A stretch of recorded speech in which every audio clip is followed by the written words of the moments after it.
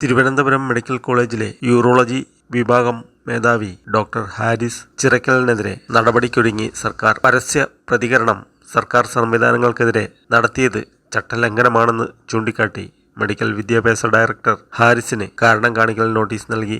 ഹാരിസിന്റെ വിശദീകരണത്തിന് ശേഷം തുടർ നടപടികൾ സ്വീകരിക്കുമെന്നാണ് വിവരം. ഹാരിസ് ചിറക്കൽ സർവീസ് ചട്ടങ്ങൾ ലംഘിച്ചുവെന്നാണ് സർക്കാർ നിയോഗിച്ച അന്വേഷണ സമിതിയുടെ റിപ്പോർട്ട്. ഫേസ്ബുക്ക് പോസ്റ്റ് ഇട്ടതും പരസ്യ പ്രസ്താവനയും ചട്ടലംഘനമാണ്.